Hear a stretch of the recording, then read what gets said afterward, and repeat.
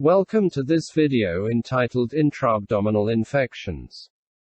Let's begin with a few key concepts. 1. Most intraabdominal infections are secondary infections that are caused by a defect in the gastrointestinal tract that must be treated by surgical drainage, resection, and/or repair. 2. Primary peritonitis generally is caused by a single organism, Staphylococcus aureus, in patients undergoing chronic ambulatory peritoneal dialysis, abbreviated as CAPD, or Escherichia coli in patients with cirrhosis. 3. Secondary intra-abdominal infections usually are caused by a mixture of enteric gram-negative bacilli and anaerobes. This mix of organisms enhances the pathogenic potential of the bacteria. 4. For peritonitis, early and aggressive intravenous fluid resuscitation and electrolyte replacement therapy are essential. A common cause of early death is hypovolemic shock caused by inadequate intravascular volume and tissue perfusion. 5. Cultures of secondary intra-abdominal infection sites generally are not useful for directing antimicrobial therapy. Treatment generally is initiated on a presumptive or empirical basis. 6. Antimicrobial regimens for secondary intra-abdominal infections should include coverage for enteric gram-negative bacilli and anaerobes.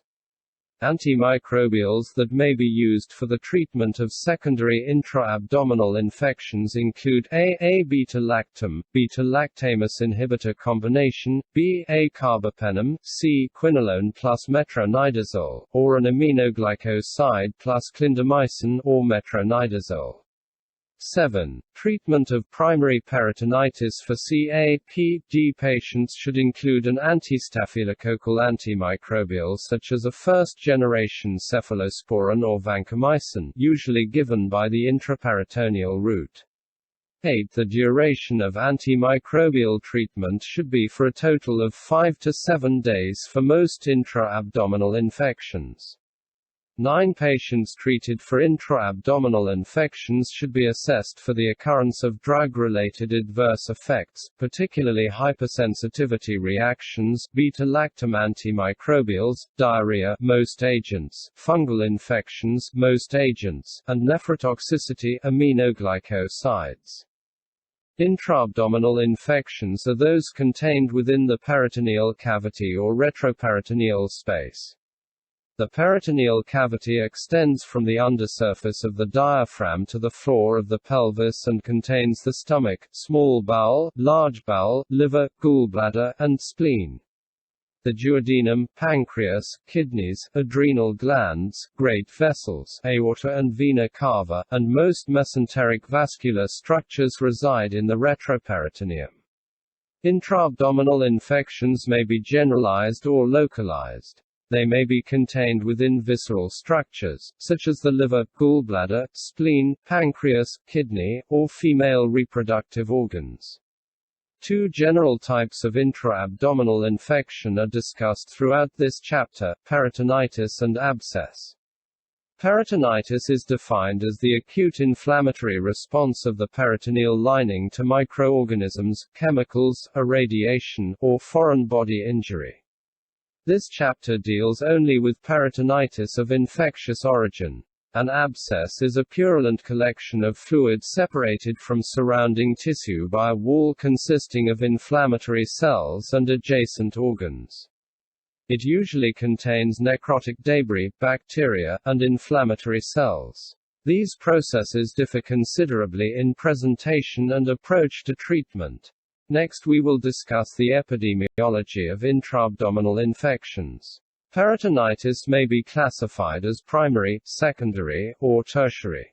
Primary peritonitis, also called spontaneous bacterial peritonitis, is an infection of the peritoneal cavity without an evident source in the abdomen. Bacteria may be transported from the bloodstream to the peritoneal cavity, where the inflammatory process begins. In secondary peritonitis, a focal disease process is evident within the abdomen.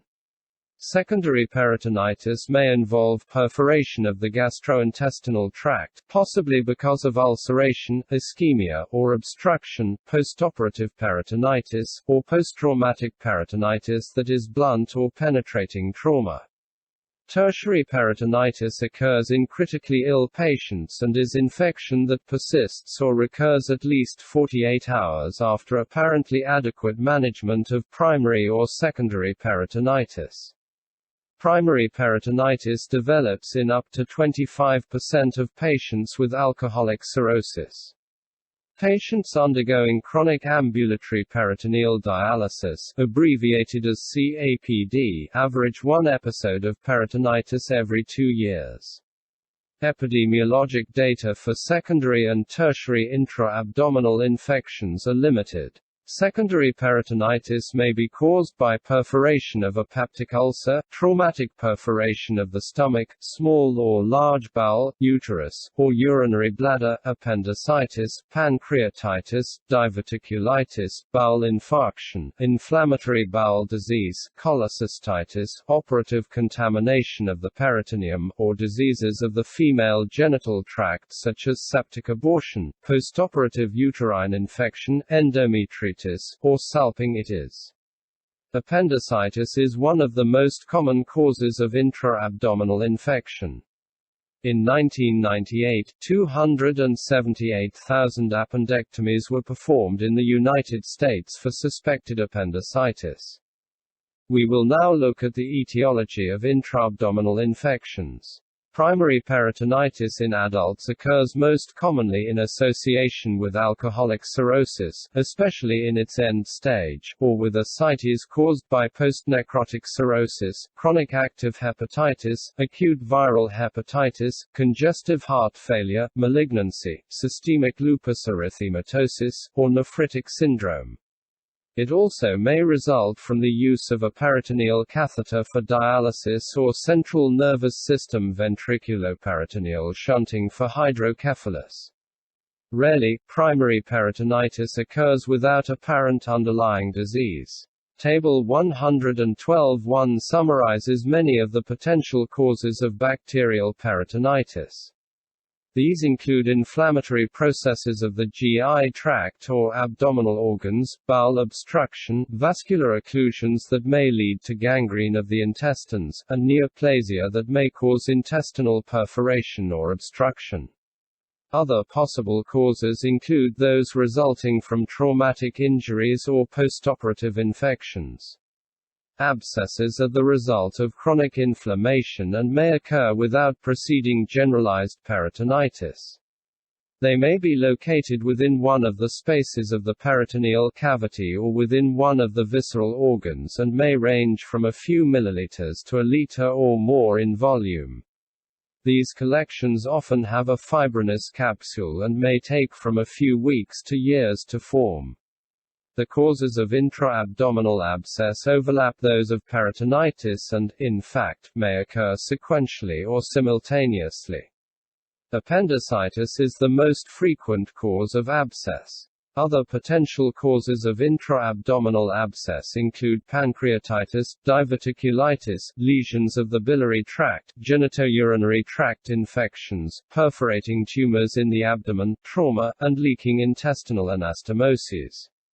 In addition, pelvic inflammatory disease in women may lead to tubovarian abscess. For certain diseases, such as appendicitis and diverticulitis, abscesses occur more frequently than generalized peritonitis. Pause the video and carefully scrutinize Table 112.1 summarizing the causes of bacterial peritonitis before advancing to the next slide. Pause the video and carefully scrutinize Table 112.2 summarizing the usual microflora of the gastrointestinal tract before advancing to the next slide. We will now discuss microflora of the gastrointestinal tract and female genital tract. A full appreciation of intra-abdominal infection requires an understanding of the normal microflora within the GI tract. There are striking differences in bacterial species and concentrations of flora within the various segments of the GI tract, Table 112-2, and this bacterial environment usually determines the severity of infectious processes in the abdomen. Generally, the low gastric pH eradicates bacteria that enter the stomach. With echlorhydria, bacterial counts may rise to 105 to 107 organisms per milliliter. The normally low bacterial count also may increase by 1,000 or 10,000-fold with gastric outlet obstruction, hemorrhage, gastric cancer, and in patients receiving histamine 2H2 receptor antagonists, proton pump inhibitors, or antacids. The biliary tract, gallbladder and bile ducts is sterile in most healthy individuals, but in certain groups age greater than 70 years, acute cholecystitis, jaundice, or common bile duct stones, it is likely to be colonized by aerobic gram-negative bacilli, particularly Escherichia coli and Klebsiella species, and Enterococci. Patients with biliary tract bacterial colonization are at greater risk of intraabdominal infection. In the distal ileum, bacterial counts of aerobes and anaerobes are quite high. In the colon, there may be 400 to 500 different types of bacteria, with concentrations often reaching 10–11 organisms per milliliter and anaerobic bacteria outnumbering aerobic bacteria by more than 1,000 to 1. In fact, up to 50% of the dry mass of stool is bacteria. Fortunately, most colonic bacteria are not pathogens because they cannot survive in environments outside the colon. Perforation of the colon results in the release of large numbers of anaerobic and aerobic bacteria into the peritoneum. The colonic flora generally are consistent unless broad-spectrum antimicrobials have been used, in which case there are increases in Candida or gram-negative bacteria. The lower female genital tract generally is colonized by a large number of aerobic and anaerobic bacteria. Anaerobes may number 10⁻⁹ organisms per milliliter and often include lactobacilli, eubacteria, clostridia, anaerobic streptococci, and less frequently, Bacteroides fragilis. Aerobic bacteria most often are Streptococci and Staphylococcus epidermidis, and these may number 10⁸ organisms per milliliter. We will now discuss the pathophysiology of intraabdominal infections. Intraabdominal infection results from bacterial entry into the peritoneal or retroperitoneal spaces or from bacterial collections within intraabdominal organs. In primary peritonitis, bacteria may enter the abdomen via the bloodstream or the lymphatic system by transmigration through the bowel wall, through an indwelling peritoneal dialysis catheter, or via the fallopian tubes in females. Hematogenous bacterial spread through the bloodstream occurs more frequently with tuberculosis peritonitis or peritonitis associated with cirrhotic ascites. When peritonitis results from peritoneal dialysis, skin surface flora are introduced via the peritoneal catheter. In secondary peritonitis, bacteria most often enter the peritoneum or retroperitoneum as a result of perforation of the GI or female genital tracts caused by diseases or traumatic injuries. Also, peritonitis or abscess may result from contamination of the peritoneum during a surgical procedure or following an anastomotic leak. The physiologic characteristics of the peritoneal cavity determine the nature of the response to infection or inflammation within it. The peritoneum is lined by a highly permeable serous membrane with a surface area approximately that of skin.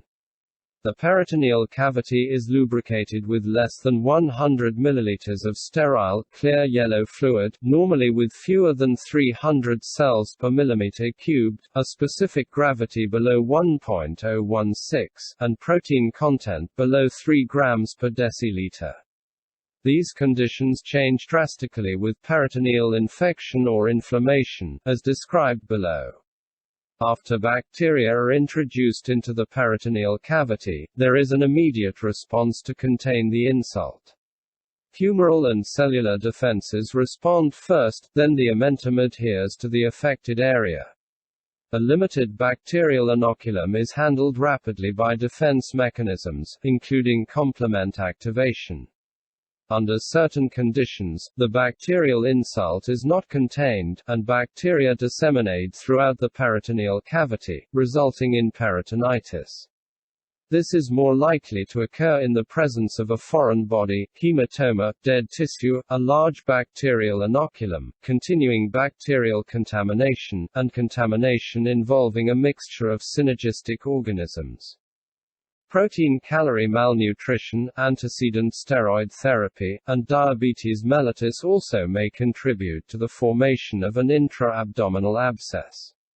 When bacteria become dispersed throughout the peritoneum, the inflammatory process involves most of the peritoneal lining.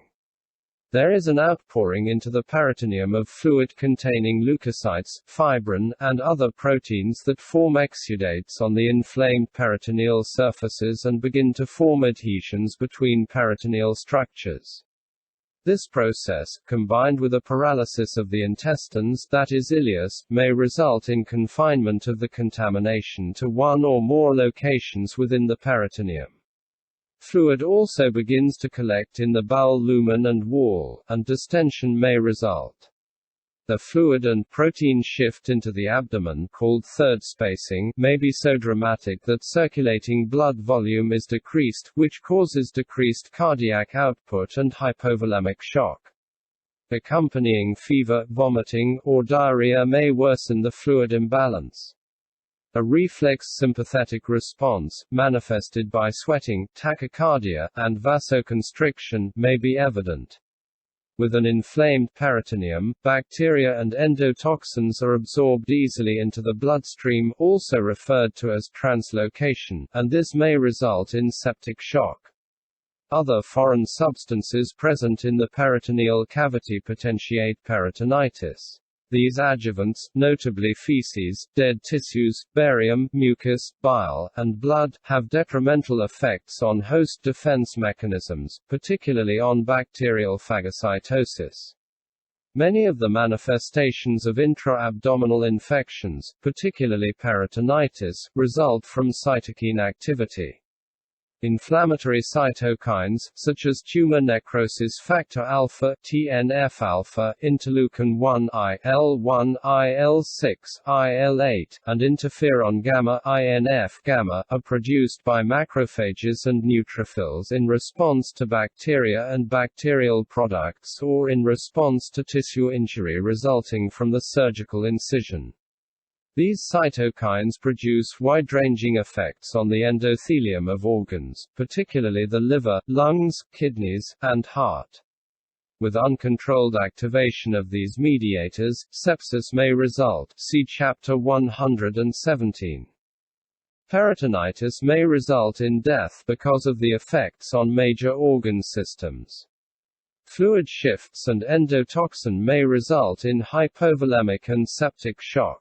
Hypoalbuminemia may result from protein loss into the peritoneum exacerbating intravascular volume loss.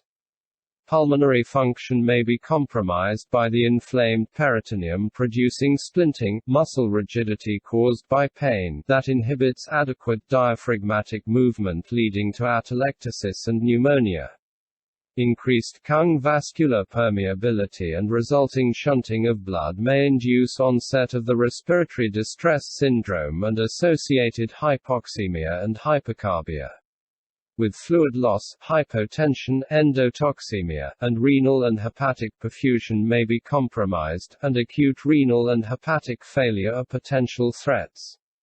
If peritoneal contamination is localized but bacterial elimination is incomplete, an abscess results. This collection of necrotic tissue, bacteria, and white blood cells, WBCs, may be at single or multiple sites and may be within one of the spaces of the peritoneal cavity or in one of the visceral organs. The location of the abscess often is related to the site of primary disease. For example, abscesses resulting from appendicitis tend to appear in the right lower quadrant or the pelvis, those resulting from diverticulitis tend to appear in the left lower quadrant or pelvis. An abscess begins by the combined action of inflammatory cells, such as neutrophils, bacteria, fibrin, and other inflammatory mediators. Bacteria may release heparinases that cause local thrombosis and tissue necrosis, or fibrinolysins, collagenasas, or other enzymes that allow extension of the process into surrounding tissues. Neutrophils gathered in the abscess cavity die in 3 to 5 days, releasing lysosomal enzymes that liquefy the core of the abscess. A mature abscess may have a fibrinous capsule that isolates bacteria and the liquid core from antimicrobials and immunologic defenses. Within the abscess, the oxygen tension is low, and anaerobic bacteria thrive, and thus the size of the abscess may increase because it is hypertonic, resulting in an additional influx of fluid. Hypertonicity promotes the formation of bacterial L forms, which are resistant to antimicrobial agents that disrupt cell walls. Abscess formation may continue and mature for long periods of time and may not be readily evident to either patient or physician. In some instances, the abscess may resolve spontaneously, and infrequently, it may erode into adjacent organs or rupture and cause diffuse peritonitis. If the abscess erodes through the skin, it may result in an enterocutaneous fistula, connecting bowel to skin, or in a draining sinus tract. Next we will discuss microbiology of intraabdominal infection. Primary bacterial peritonitis often is caused by a single organism. In children, the pathogen is usually Streptococcus pneumoniae or a group A, Streptococcus. When peritonitis occurs in association with cirrhotic ascites, Escherichia coli is isolated most frequently. Other potential pathogens are Haemophilus pneumoniae, Klebsiella, Pseudomonas, anaerobes, and Streptococcus pneumoniae. Occasionally, primary peritonitis may be caused by Mycobacterium tuberculosis. Peritonitis in patients undergoing peritoneal dialysis is caused most often by common skin organisms, such as Staphylococcus epidermidis, Staphylococcus aureus, Streptococci, and diphtheroids. Occasionally, aerobic gram-negative bacilli may cause infections, particularly in patients undergoing dialysis during hospitalization. Mortality from primary peritonitis caused by gram-negative bacteria is much greater than that from gram-positive bacteria. Because of the diverse bacteria present in the GI tract, secondary intra-abdominal infections often are polymicrobial. The mean number of different bacterial species isolated from infected intra-abdominal sites ranged from 2.9 to 3.7, including an average of 1.3 to 1.6 aerobes and 1.7 to 2.1 anaerobes. With proper anaerobic specimen collection, anaerobic organisms are isolated in most patients. In one report of patients with gangrenous and perforated appendicitis, an average of 10.2 different organisms was isolated from each patient, including 2.7 aerobes and 7.5 anaerobes. Purely aerobic or anaerobic infections are uncommon, as are infections caused by fungi. The frequencies with which specific bacteria were isolated from patients with peritonitis are given in Table 112.3. Escherichia coli, Streptococcus species and Bacteroides species were isolated most often from the infection site, as well as from blood cultures. In patients diagnosed with severe infections, the pattern of bacterial isolates may change and commonly includes Candida, Enterococci, Enterobacteriaceae, and Staphylococcus epidermidis. Visceral abscesses differ in character from the typical intra-abdominal abscess. Hepatic abscesses may be polymicrobial, involving Escherichia coli and anaerobes, or occasionally may be caused by amoeba. Pancreatic abscesses are often polymicrobial, involving enteric bacteria that ascend through the biliary system. Splenic abscesses usually result from hematogenous dissemination of bacteria, such as Staphylococcus aureus, Streptococci, and occasionally, Salmonella or anaerobic organisms. Pelvic inflammatory disease is associated initially with Neisseria gonorrhoeae or Chlamydia trachomatis. However, tubovarian abscesses usually are polymicrobial, having a mix of gram-positive and gram-negative aerobes and anaerobes. Let's now discuss bacterial synergism. The size of the bacterial inoculum and the number and types of bacterial species present in intra-abdominal infections influence patient outcome. The combination of aerobic and anaerobic organisms appears to increase the severity of infection greatly. In animal studies, combinations of aerobic and anaerobic bacteria were much more lethal than infections caused by aerobes or anaerobes alone. Facultative bacteria may provide an environment conducive to the growth of anaerobic bacteria. Although many bacteria isolated in mixed infections are non-pathogenic by themselves, their presence may be essential for the pathogenicity of the bacterial mixture. The role of facultative bacteria in mixed infections can include 1. Promotion of an appropriate environment for anaerobic growth through oxygen consumption. 2. Production of nutrients necessary for anaerobes. And 3. Production of extracellular enzymes that promote tissue invasion by anaerobes. Rat models of intra-abdominal infection demonstrate that uncontrolled infection with an implanted mix of aerobes and anaerobes leads to a two-stage infectious process. There is an early peritonitis phase with a high mortality rate and isolation of Escherichia coli from blood, and a late abscess formation phase in all survivors with isolation of anaerobes such as Bacteroides fragilis and Fusobacterium varium. These experiments and others support the concept that aerobic enteric organisms and anaerobes are pathogens in intra-abdominal infection. Aerobic bacteria, particularly Escherichia coli, appear responsible for the early mortality from peritonitis, whereas anaerobic bacteria are major pathogens in abscesses, with Bacteroides fragilis predominating. Enterococcus can be isolated from many intra-abdominal infections in humans, but its role as a pathogen is not clear.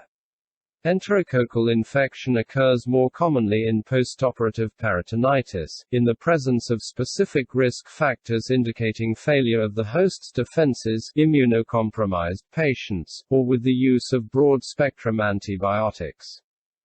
Pause the video and carefully scrutinize Table 112.3 summarizing pathogens isolated from patients with secondary peritonitis before advancing to the next slide. Pause the video and carefully scrutinize Table 112.4 summarizing the clinical presentation of peritonitis before advancing to the next slide. Pause the video and carefully scrutinize Table 112.4 summarizing the clinical presentation of peritonitis before advancing to the next slide. We will now discuss the clinical presentation of intra-abdominal infections. Intra-abdominal infections have a wide spectrum of clinical features, often depending on the specific disease process, the location and magnitude of bacterial contamination, and concurrent host factors. Peritonitis usually is recognized easily, but intra-abdominal abscess often may continue for considerable periods of time, either going unrecognized or being attributed to an unrelated disease process. Patients with primary and secondary peritonitis present quite differently, as shown in Table 112.4. Primary peritonitis can develop over a period of days to weeks and usually is a more indolent process than secondary peritonitis.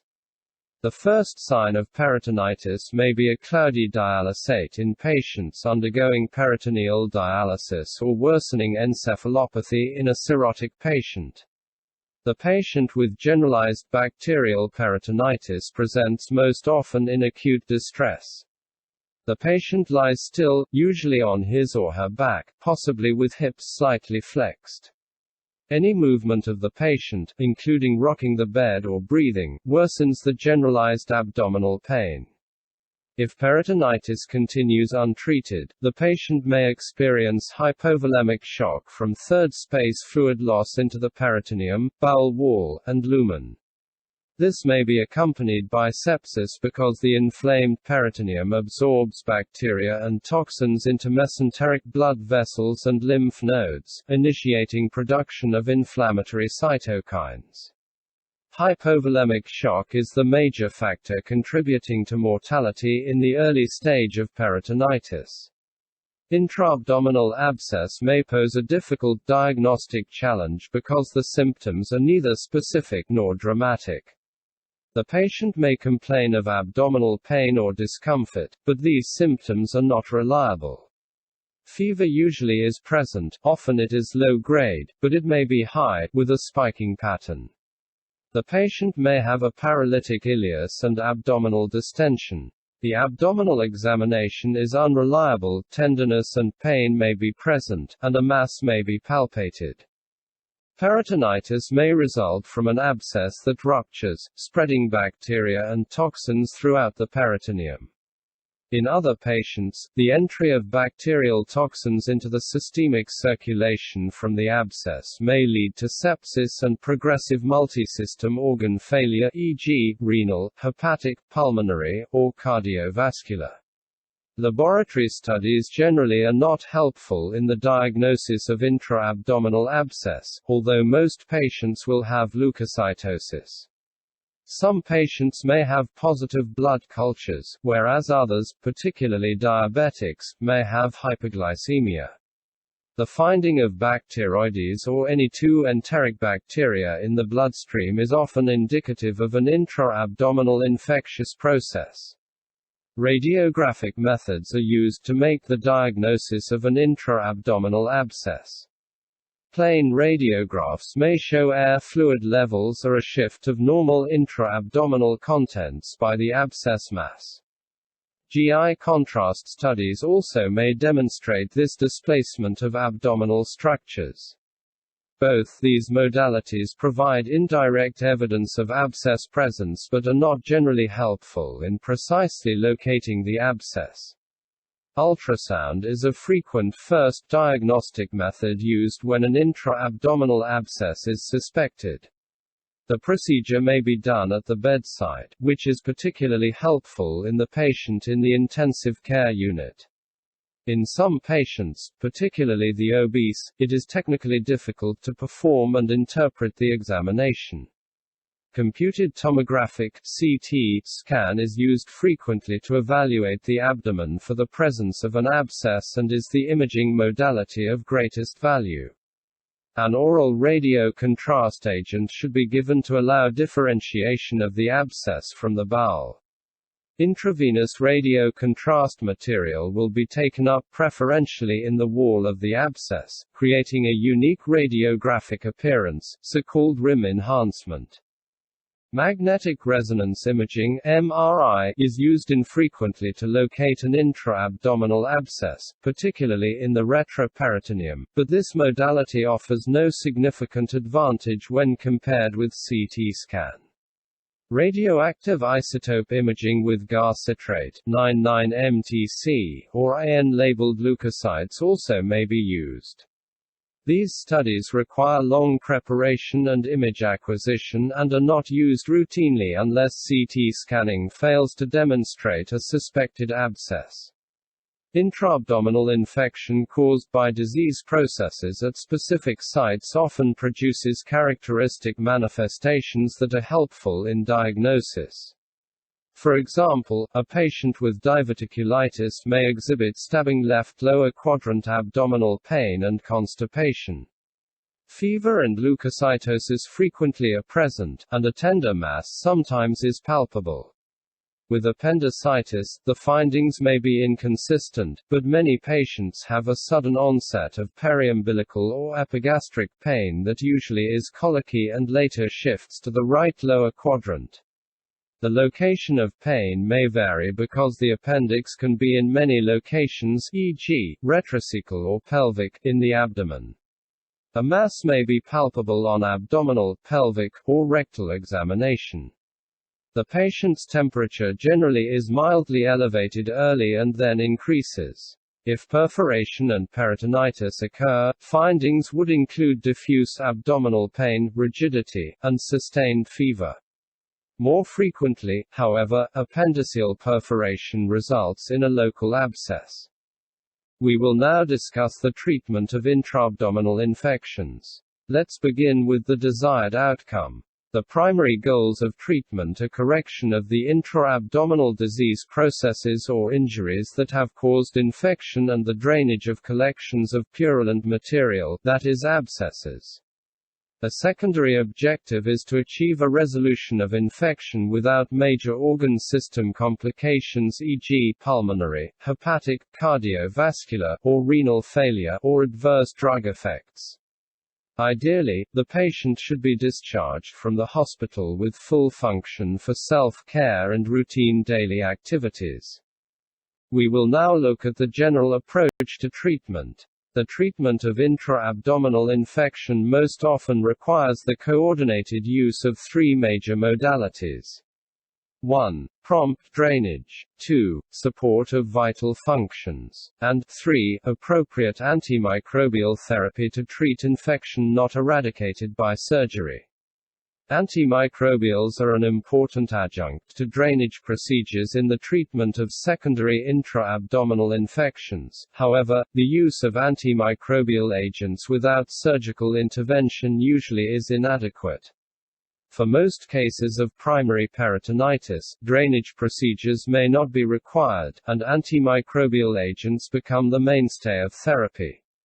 In the early phase of serious intra-abdominal infections, attention should be given to the maintenance of organ system functions.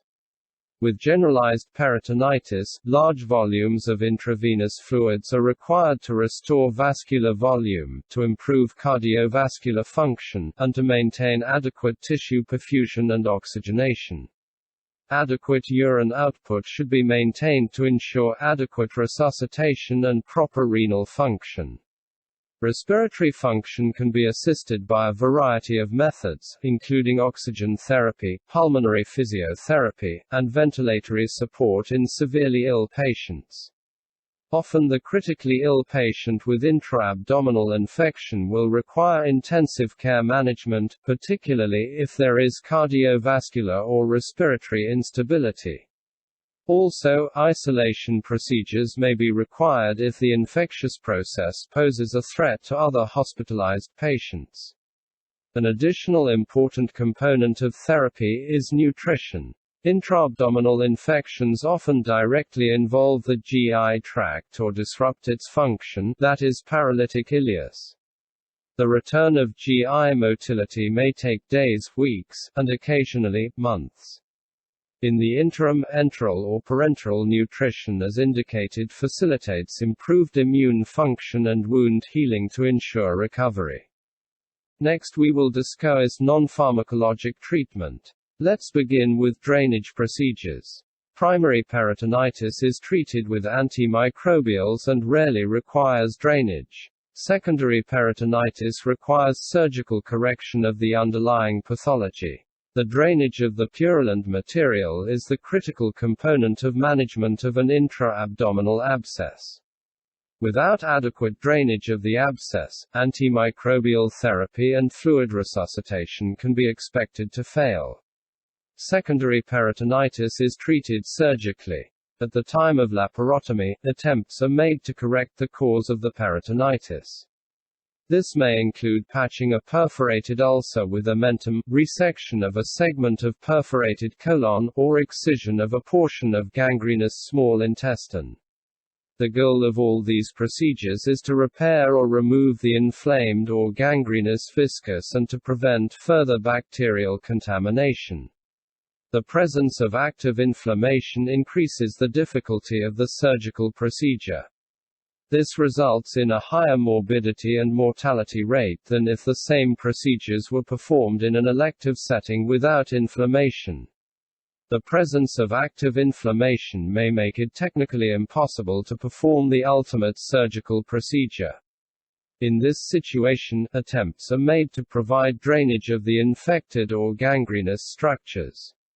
If an intra-abdominal abscess, separate from any intra-abdominal organ, is discovered during an exploratory laparotomy, it may be debrided, excised, or drained.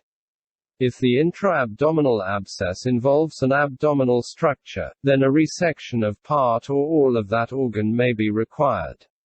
An example of this situation is an abscess associated with diverticular disease of the colon. Management may include drainage of the abscess and resection of the involved colon. All foreign material, necrotic tissue, feces, blood, or pus should be removed from the operative field, and the peritoneum should be copiously irrigated with 0.9% sodium chloride to decrease the concentrations of bacteria or other noxious substances. After an abscess is located, it must be drained. This may be performed surgically or using percutaneous, image-guided techniques. Typically, image-guided techniques are done using ultrasound or CT scanning. The management of an intra-abdominal abscess with percutaneous catheter drainage may be sufficient to resolve the infection. Some patients may require a subsequent procedure to treat the underlying gastrointestinal conditions. However, a significant advantage is obtained by first draining the abscess percutaneously. This allows the surgical procedure to be performed on a patient who is no longer suffering the systemic manifestations of uncontrolled infection. A number of drainage techniques have been described using endoscopy and laparoscopy. These minimal access techniques may offer advantages when compared with traditional surgery but probably will be used less often than radiologically assisted percutaneous drainage techniques. The most valuable microbiologic information may be obtained at the time of percutaneous or operative abscess drainage.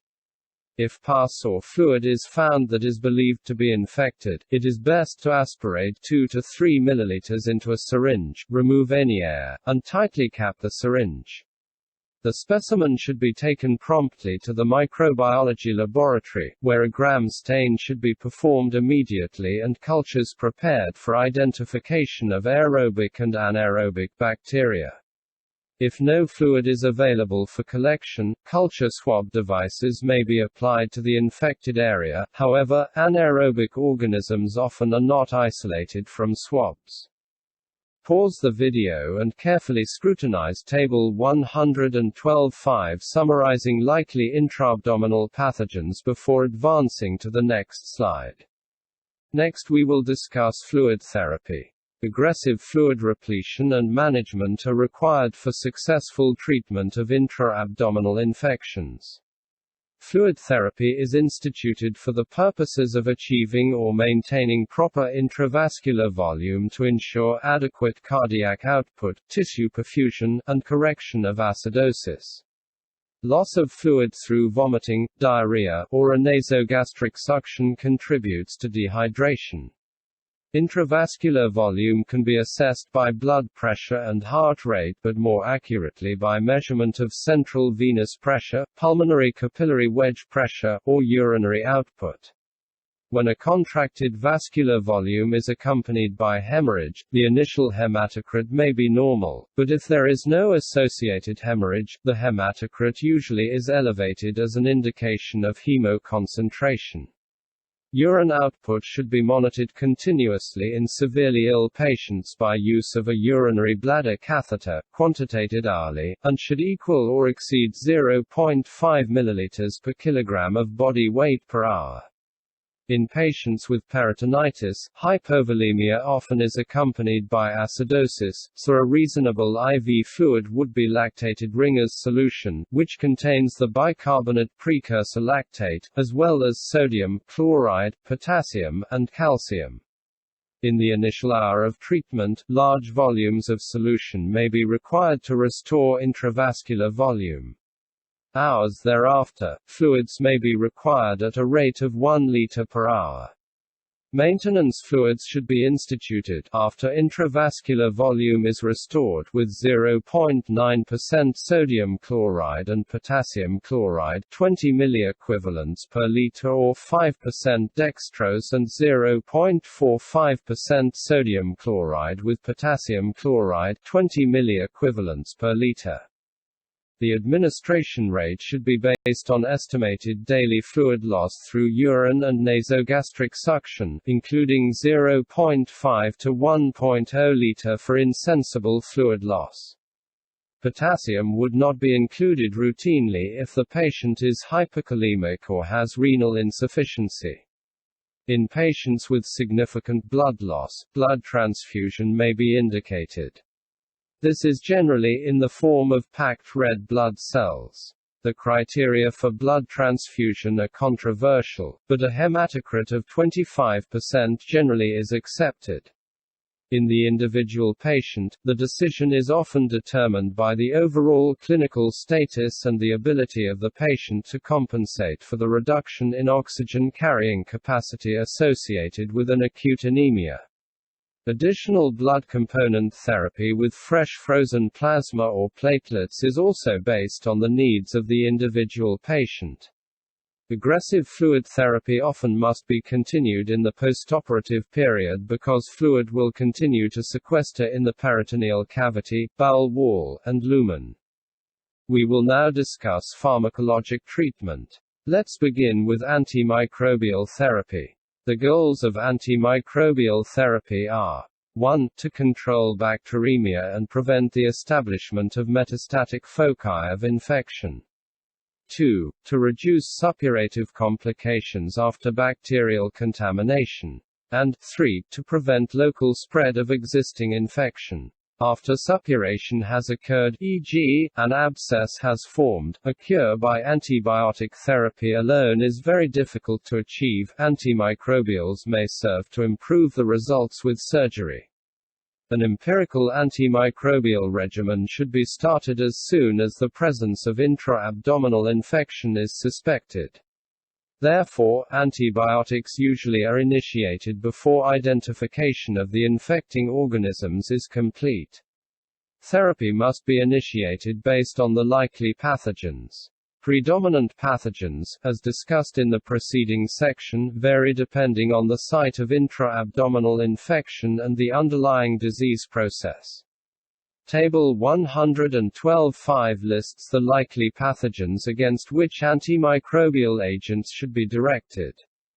Next we will discuss antimicrobial experience. Many studies have been conducted evaluating or comparing the effectiveness of antimicrobials for the treatment of intra-abdominal infections. Substantial differences in patient outcomes from treatment with a variety of agents generally have not been demonstrated. Important findings from the last 20 years of clinical trials regarding selection of antimicrobials for intra-abdominal infections are 1. Antimicrobial regimens should cover a broad spectrum of aerobic and anaerobic bacteria from the gastrointestinal tract. 2. Single-agent regimens, such as anti-anaerobic cephalosporins, extended-spectrum penicillins with beta-lactamase inhibitors, or carbapenems, are as effective as combinations of aminoglycosides with anti-anaerobic agents. This is also true for antimicrobial treatment of acute bacterial contamination from penetrating abdominal trauma. 3. Clindamycin and metronidazole appear to be equivalent in efficacy when combined with agents effective against aerobic gram-negative bacilli, gentamicin or aztreonam. 4. For most patients, antimicrobial treatment can be completed orally with amoxicillin clavulanate or the combination of ciprofloxacin and metronidazole. 5 to 7 days of antimicrobial treatment is sufficient for most intra-abdominal infections of mild to moderate severity. Intraabdominal infection presents in many different ways and with a wide spectrum of severity.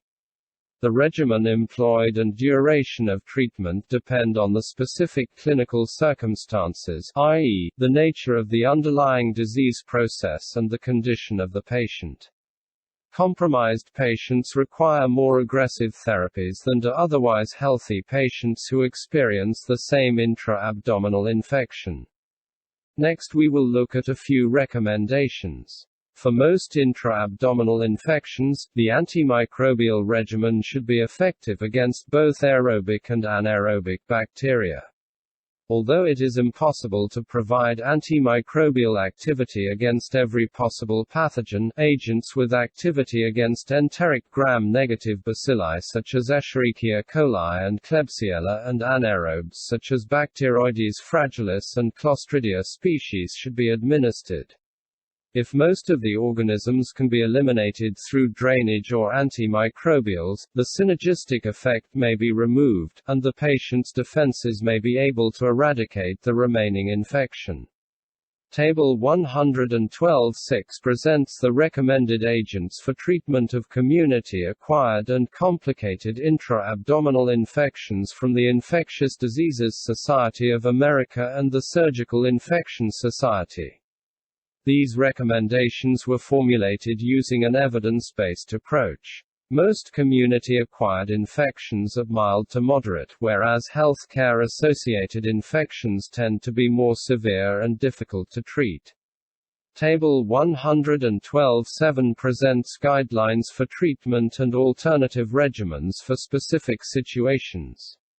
These are general guidelines. There are many factors that cannot be incorporated into such a table.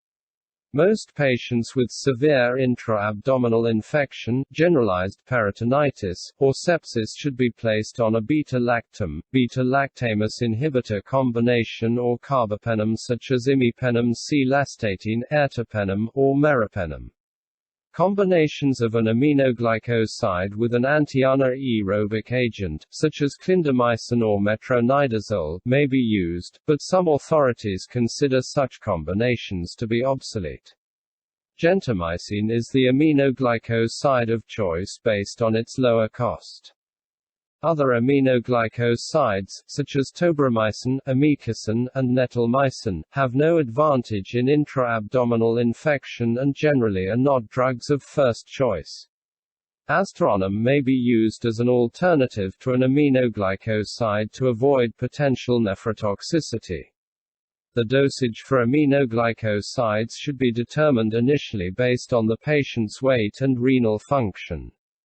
Dosage adjustment should be performed by applying pharmacokinetic principles and by using peak and trough serum drug levels. Because enteric gram-negative bacilli usually are very susceptible to aminoglycosides and the aminoglycosides are well distributed into peritoneal fluid, high serum aminoglycoside concentrations generally are not required. Unless relatively resistant bacteria are suspected, a gentamicin or tobramycin peak concentration of 5 to 6 micrograms per milliliter usually is effective. To achieve these serum concentrations, gentamicin or tobramycin dosage may range from 1 to 3 mg per kilogram per dose given as often as every 6 hours or as infrequently as every 48 hours if the patient has renal failure. Because aminoglycosides have concentration-dependent killing and a relatively long post-antibiotic effect for aerobic gram-negative bacilli, once daily administration, dosed at 5 to 7 mg per kilogram, is a reasonable alternative and appears to be equivalent to multiple daily dosing. When used for intra-abdominal infection, aminoglycosides should be combined with agents that are effective against the majority of Bacteroides fragilis. Clindamycin or metronidazole is the agent of first choice, but others, such as anti-anaerobic cephalosporins e.g., cefoxitin, cefotatin, or ceftazoxime, piperacillin, meslacillin, and combinations of extended-spectrum penicillins with beta-lactamase inhibitors, would be suitable alternatives.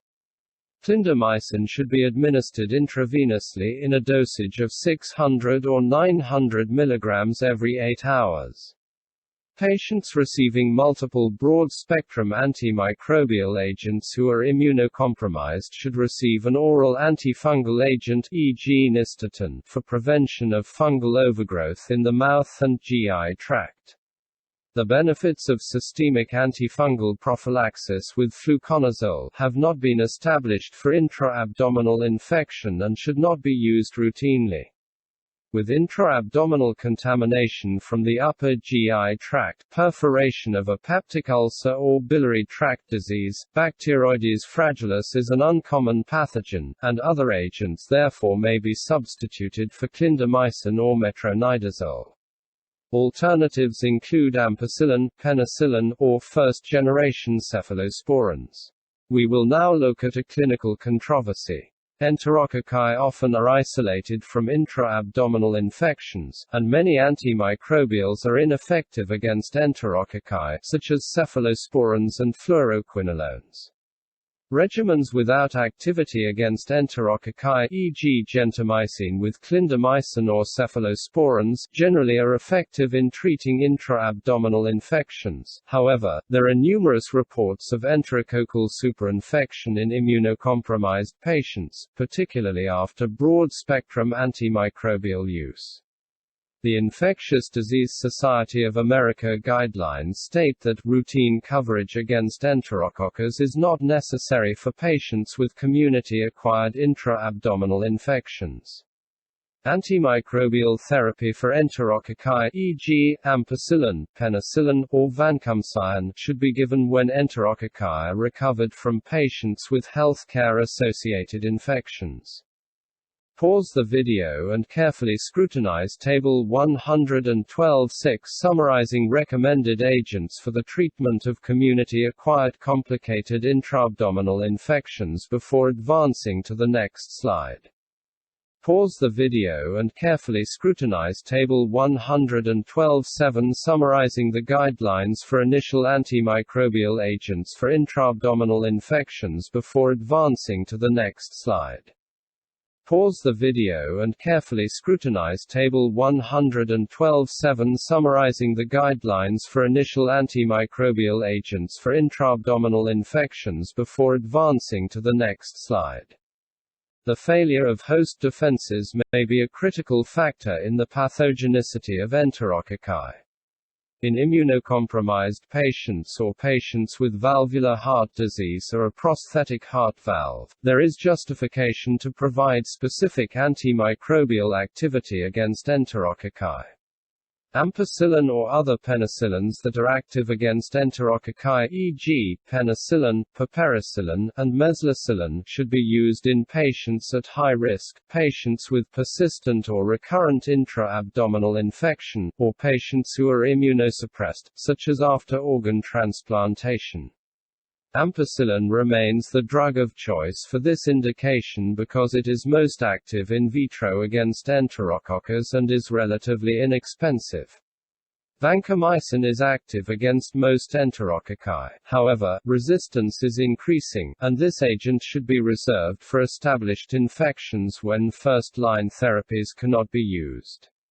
With peritonitis that occurs from chronic ambulatory peritoneal dialysis, the antimicrobial regimen used should be tailored to the isolated organism. The selection of a specific agent or combination should be based on culture and susceptibility data.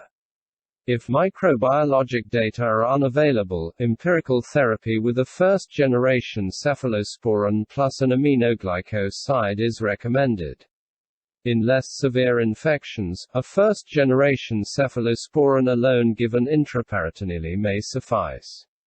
Infection with staphylococci may be treated with a penicillinase-resistant penicillin, e.g., methicillin, nafcillin, or oxacillin, first-generation cephalosporins, or vancomycin if the patient is allergic to penicillin or the isolate is resistant to methicillin. For streptococcal infections, penicillin or ampicillin would be preferable to penicillinase-resistant penicillins. Most aerobic gram-negative bacilli may be treated effectively with an aminoglycoside. For infections caused by Pseudomonas aeruginosa, an anti-pseudomonal penicillin, e.g., ticarcillin, piperacillin, meslacillin, or aslacillin, or ceftazidime may be added. Patients with peritonitis who are undergoing chronic ambulatory peritoneal dialysis may receive parenteral as well as intraperitoneal antimicrobial agents. Intraperitoneal antimicrobial agents alone often are sufficient unless severe infection is present.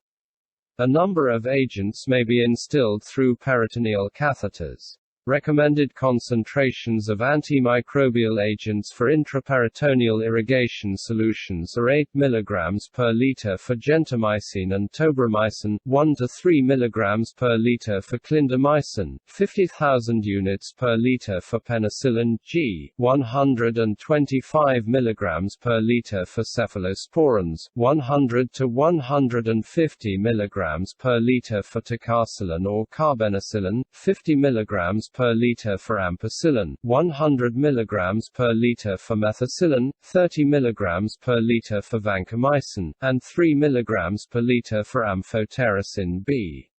The usual duration of therapy for peritonitis associated with chronic ambulatory peritoneal dialysis is 10 to 14 days, but up to 3 weeks of therapy may be required.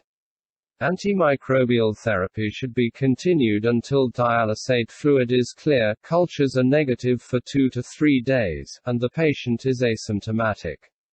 When parenteral agents are administered, the initial dose would be the same as that for patients with normal renal function, whereas subsequent doses should be much less or given less frequently for renally excreted agents and should account for possible loss through peritoneal dialysis. Serum concentrations should be performed for aminoglycosides and vancomycin. Some studies have demonstrated that for patients with spontaneous bacterial peritonitis associated with cirrhotic ascites, treatment duration may be as short as 5 days when acidic fluid polymorphonuclear cell counts are used to guide treatment.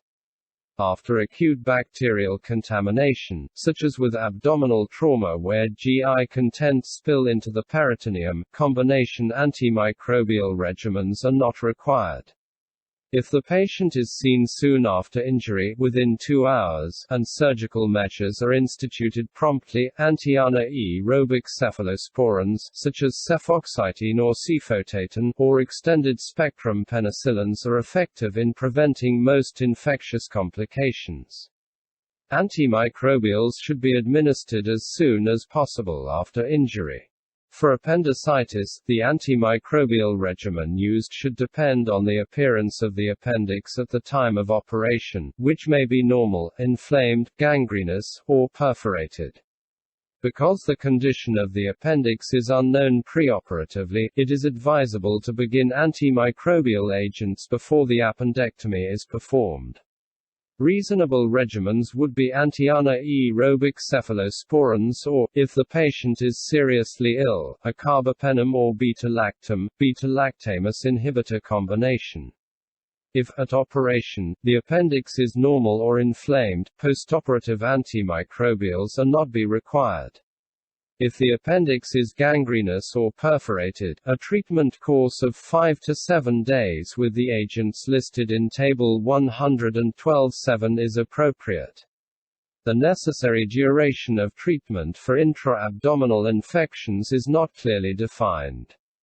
Acute intra-abdominal contamination, such as after a traumatic injury, may be treated with a very short course, 24 hours. For established infections, i.e., peritonitis or intra-abdominal abscess, an antimicrobial course limited to 5 to 7 days is justified. This allows eradication of bacteria remaining in the peritoneum after a surgical procedure that may enter the peritoneum through healing suture lines. Under certain conditions, therapy for longer than 7 days would be justified, e.g., if the patient remains febrile or is in poor general condition, when relatively resistant bacteria are isolated, or when a focus of infection in the abdomen may still be present. For some abscesses, such as pyogenic liver abscess, antimicrobials may be required for a month or longer. Intraperitoneal irrigation of antimicrobial agents for treatment of intra-abdominal infection has been studied often with conflicting results. Intraoperative antimicrobial irrigation does not improve patient outcomes in comparison with copious intraoperative irrigation with normal saline. Possibly the most important aspect of peritoneal irrigation is the dilutional effect on bacteria and adjuvants that promotes infection, that is intestinal contents and hemoglobin. Most systemically administered antimicrobials easily cross the peritoneal membrane so that peritoneal fluid concentrations are similar to serum. Confined areas, such as an abscess, can be expected to attain much lower antimicrobial concentrations. Next we will discuss the evaluation of therapeutic outcomes. Whichever antimicrobial regimen is chosen, the patient should be reassessed continually to determine the success or failure of therapies.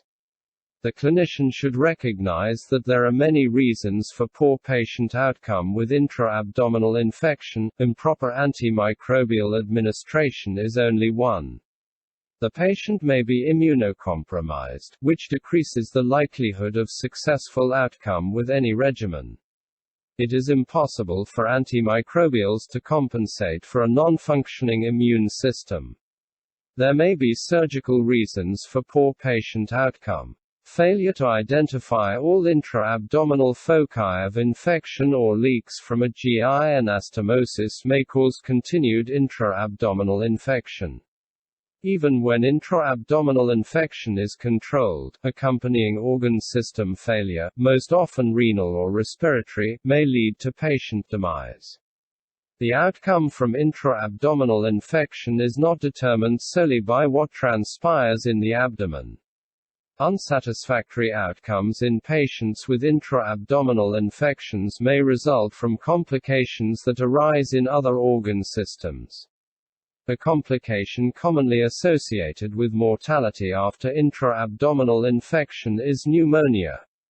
The HI-Apache, which is an abbreviation for Acute Physiology and Chronic Health Evaluation, 2-score, low serum albumin concentration, and high New York Heart Association cardiac function status were significantly and independently associated with increased mortality from intra-abdominal infection.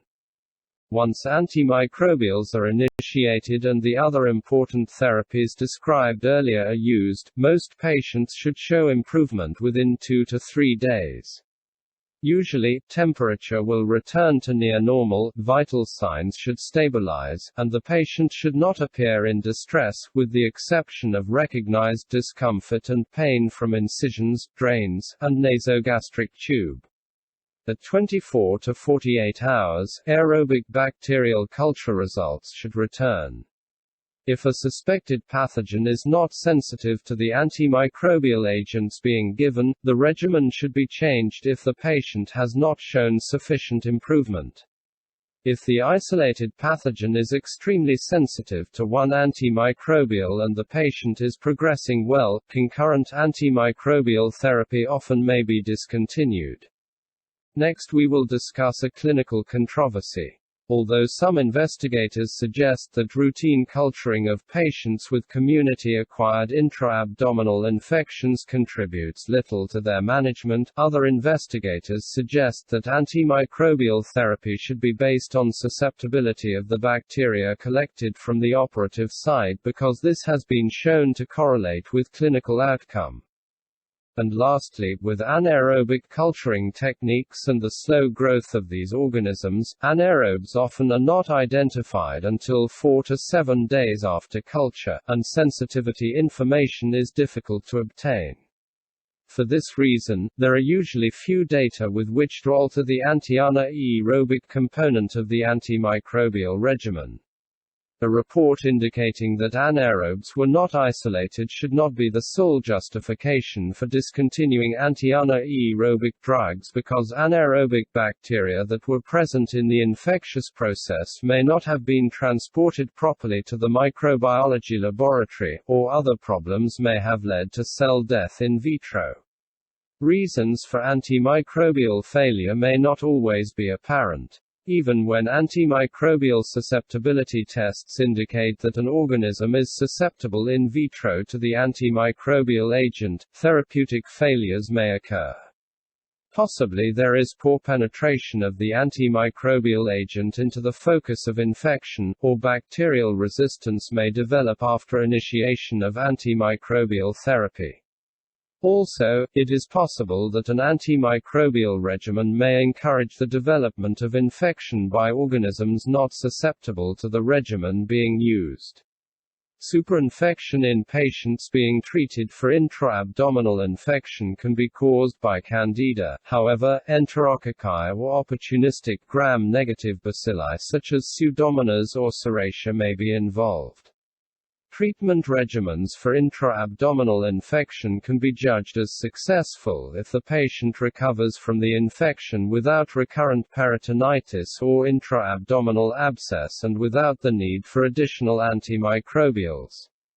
A regimen can be considered unsuccessful if a significant adverse drug reaction occurs, reoperation or percutaneous drainage is necessary, or patient improvement is delayed beyond 1 or 2 weeks.